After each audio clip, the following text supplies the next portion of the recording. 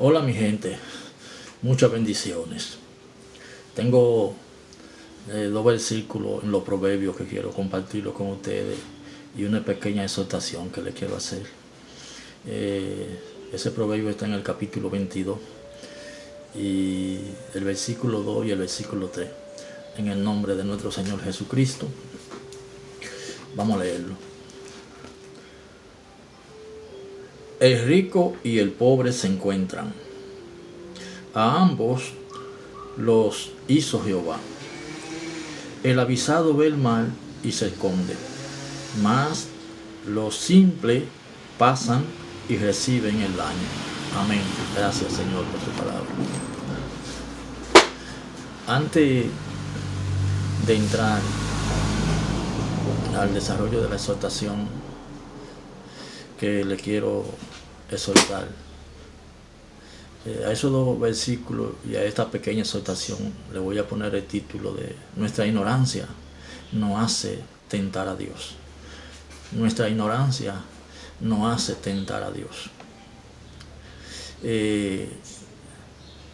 Quiero, antes de iniciar, para que ustedes tengan una idea y usen lo que yo siempre hablo, la razón natural.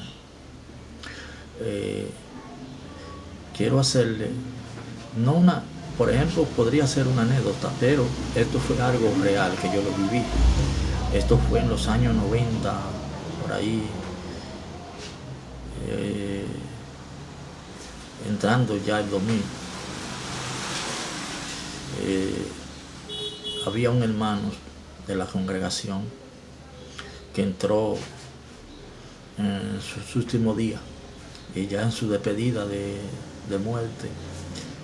Uno siempre confía en Dios y uno siempre ora por el hermano. Yo fui a visitar a este hermano a su casa. Cuando llego, lo saludo y el hermano me soltó y me dijo: hermano Rafael, qué bueno que usted vino, porque así lo veo y yo sé que usted vino a orar por mí, a compartir un momento conmigo, pero antes de que usted empiece la oración, yo quiero decirle algo, mi hermano. Cuando usted ore, no ore para que Dios me sane, ore para que la voluntad de Dios sea la que tenga la última palabra. En pocas palabras, para que Dios sea el que haga lo que tenga que hacer. Amén. Así lo hicimos. El hermano partió, pero dejó testimonio de que todo el que iba allá vio que el hermano estaba consciente y no se le notaba tristeza, no se le notaba miedo, sino que estaba seguro que había creído en un Dios vivo. Amén. ¿Por qué inicio de esta manera, mis hermanos? Porque a veces queremos que las cosas se hagan como nosotros queremos y Dios no funciona así. Miren, mis hermanos, en estos tiempos que estamos viviendo difíciles, donde Dios está pasando la tierra por un juicio, tenemos estos dos versículos y el título que le puse, que nuestra ignorancia nos hace tentar a Dios. Tenemos, hermanos, que ser prudentes. Ustedes saben cuál es la paga de la desobediencia, de todos los sentidos. Cuando tenemos un hijo que es desobediente, no le va bien. Cuando se comete una desobediencia, al final no se recibe el bien. Entonces, tenemos que ser humildes, tenemos que ser obedientes, mis hermanos, en todos los sentidos. Nos están llamando a que nos quedemos en la casa y tenemos que obedecer. Primero porque cuidándonos nosotros, así también podemos cuidar a los demás. Entonces, tenemos que ser prudentes, tenemos que usar lo que se llama la razón natural. Y quedándonos en la casa, cumpliendo con todo lo que nos piden y obedeciendo en todo, mis hermanos. Entonces, le iniciaba de esta manera con el despido de este hermano, que nos amamos como hermanos, que nos llevamos muy bien, y mucho antes de él morir, por lo que él empezaba de la palabra, ya el hermano estaba con el Señor. Entonces, antes que nada, mis hermanos, todo el mundo está orando para que Dios haga, o que Dios sane, o que Dios quite. Pero si Dios es que está pasando la tierra por un juicio, y así es, mis hermanos, créanlo mucho, no lo quieran creer, la tierra está pasando por un juicio de parte de Dios. Entonces, no hay por qué sentir miedo, no hay por qué alarmarse, no hay por qué sentir terror. Este es el tiempo de que usted debe de sacar, porque tiempo hay disponible, porque ahora con este tiempo de cuarentena tenemos que aprovechar el tiempo lo mejor posible. La Biblia dice que todo lo que aman a Dios, todas las cosas le ayudan a bien. Entonces ahora usted y yo, todos estos tiempos que tenemos disponibles, tenemos que aprovecharlo, meditando en las escrituras, escudriñando las escrituras, porque tenemos muchos años leyéndolas, pero una cosa es leerla y otra cosa es escudriñarla. Entonces, este es el tiempo de usted verificar si el Dios que usted ha creído está muerto o está vivo. Si es un Dios de la historia o si es un Dios que ha creado todas las cosas. Ese Dios que ha hecho el cielo y la tierra, ese Dios que creó a Israel, ese Dios que permite el bien y el mal, ese Dios que permite la muerte y la vida, ese Dios que tiene el control de todo y ese Dios que tiene la última palabra. Verifique a ver si ese Dios es que usted ha creído. Entonces no hay por qué estar alarmado, no hay por qué sentir terror. Dios tiene el control, porque Dios es el que está pasando la tierra por este juicio.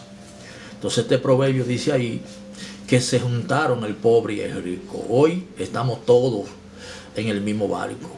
Hoy todos dependemos de ese mismo Dios.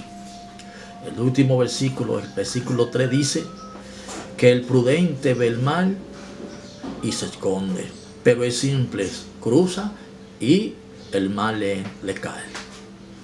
Entonces eso es parte de la desobediencia. Por eso, mis hermanos, que ver el mal, eso nada más no se ve con la vista, eso es amplio, eso encierra. De esos dos versículos podemos pasar el día hablando, porque eso se esconde en muchas cosas. Pero lo principal, lo más importante es eso, ser prudente.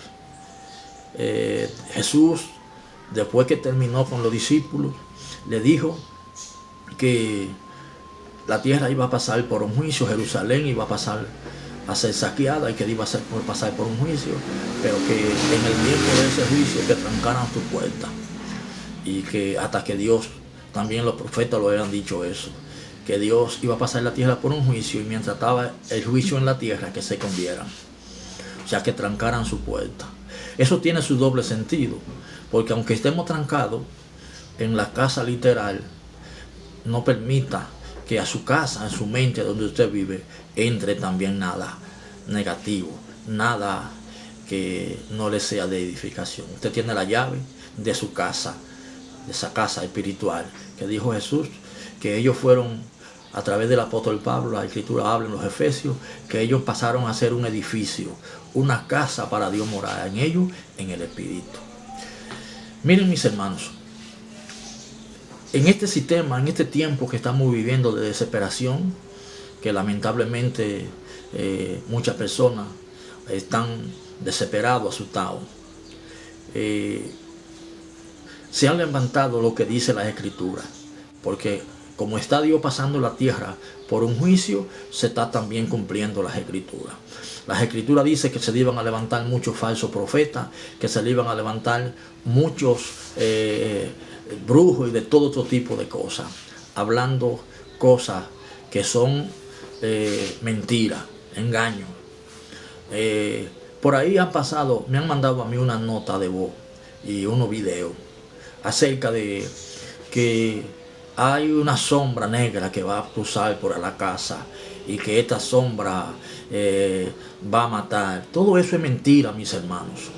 Otra cosa que pasa, miren bien, mis hermanos, tenemos libre albedrío para usted creer lo que usted quiera creer, pero nosotros los que tenemos la Biblia, los que tenemos acceso de parte de Dios, llevo 25, 30 años analizando la Biblia con el espíritu que Dios me ha dado, y en esto le doy la gracia a Dios porque puedo ver algunas cosas en las partes espirituales y puedo ver la Biblia ya no como símbolo, ya no como parábola. En lo que leo de las escrituras ya no entro a verla como parábola porque tengo acceso de parte de Dios y puedo entrar a ciertos lugares y ver la realidad de la palabra. ¿A qué me refiero? La palabra habla de que en aquel tiempo se le dio una orden a los hebreos que cogieran un cordero y que la sangre la pusieran en los potes y en la puerta. Eso yo lo hablo en un video que no pude subirlo a YouTube, pero para los hermanos que no tuvieron acceso a ese video. Entonces, en esta parte hablaba de que usted tiene la llave de su casa. Entonces, muchos predicadores, por no tener acceso a la parte interna de la palabra, la parte espiritual, cuando la palabra habla de ungir al hermano, cuando la palabra habla de untarle la unción al hermano, muchos usan aceite grisol, muchos usan aceite verde y muchísimos tipos de ungüentos para ellos supuestamente ungir al hermano. Eso es lo que su espíritu mental le aplica a la palabra y eso es lo que ellos entienden y se lo respeto. Pero yo que tengo acceso ya ve otra unción que tiene la palabra, yo que puedo ver ya la sangre de Cristo que está en el verbo, en la palabra, como hablaba de su casa espiritual, ya que no tiene que ver con el cuerpo físico. Entonces la sangre de Cristo está en el verbo. Esa sangre, si usted cree que usted ha creído en ese Jesús que habla la Biblia en Juan capítulo 1 como el verbo, entonces usted no tiene que tener miedo, usted no tiene que tener problemas, que la muerte no puede nada con usted, nada va con usted. Así que manténgase en paz, tranquilo, confiando y creyendo que con usted no va nada. ¿Qué resulta? ¿Por qué?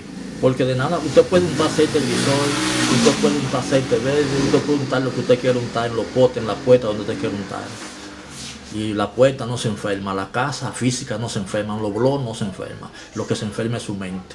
Tanto por lo físico o de muchísimas formas, porque por la palabra se mata y se da vida. En la comunicación viene un poder. Y la comunicación se usa para matar y se usa también para dar vida. En estos casos estoy usando la palabra para eso, para tratar de darte aliento, darte vida, darte fuerza, para que entienda que todo Dios tiene el control. Y se lo digo a todo el que pueda escuchar este video. No busco like, Dios lo sabe. Yo no vivo de las redes y tengo muchos videos, pero yo no hago video para vivir de YouTube, no hago video para vivir de ningún tipo de las redes, yo no vivo. ¿Por qué le digo esto? Porque si usted cree que esto que le estoy diciendo puede ayudar a otra persona y usted quiere compartirlo, compártalo. Hágaselo llegar a todas las personas que usted pueda, esto que le estoy diciendo. Porque la idea que estoy usando la palabra es esa, darle, como le dije, aliento, darle poder, fuerza de parte de Dios. Porque la palabra dice que cuando hay alguno enfermo, usted va y le da una copa de vino. Esto no es de mocatel ni es de nada de cosas físicas, que todo esto por la palabra se da, por la conversación, dar la palabra, en la exhortación se levanta una persona.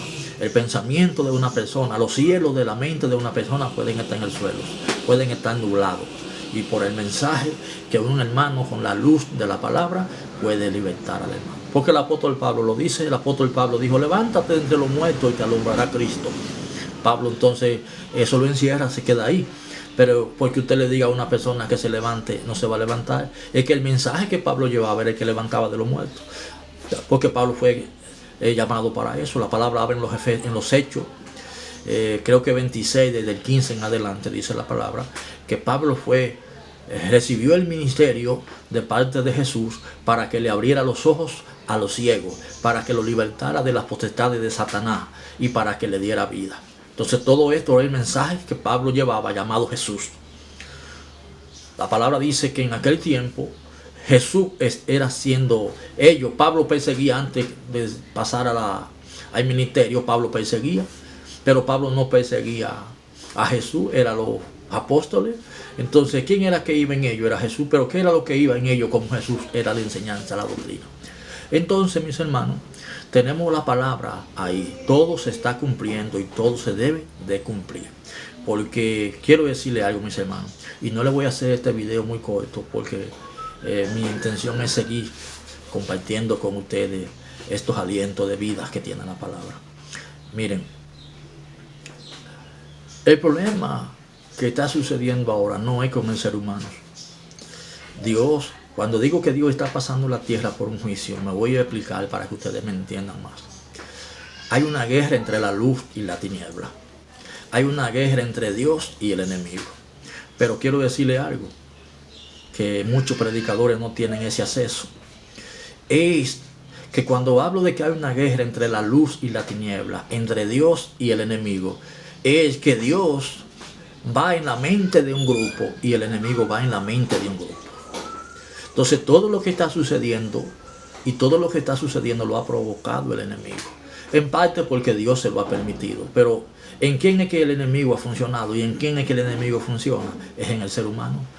Porque es la mente del ser humano que el enemigo usa para elaborar planes macabros, para elaborar todo lo que tenga que ver con la injusticia. Es el enemigo que lo planea, pero que el enemigo usa la mente del hombre para poder llevar a cabo su intención. Entonces, como Dios conoce la intención, Dios le ha dado un libre albedrío al ser humano para que el ser humano, entre la vida y la muerte, entre el bien y el mal, se eche de ver si usted le sirve a Dios o le sirve al enemigo. Entonces, como la Biblia dice que los árboles se conocen por su fruto, el fruto que se está manifestando, entonces es quien determina si es Dios o es el enemigo. Entonces, al final de la jornada, quien va a salir ganando es Dios, porque al final de la jornada la guerra entre la tiniebla y la luz, quien la gana es la luz.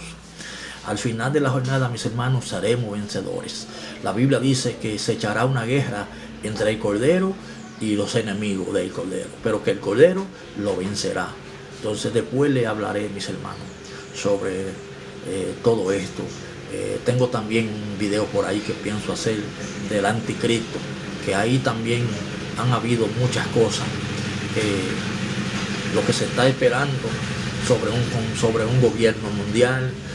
Todo esto que dice la palabra va a suceder, pero como la persona, los que han interpretado la Biblia y todos los grandes intelectuales, nada más tienen acceso a la letra, porque Dios le dio a los gentiles el patio que está en 42 meses, que son 3 años y medio, que es la semana que habla Daniel dividida en 2.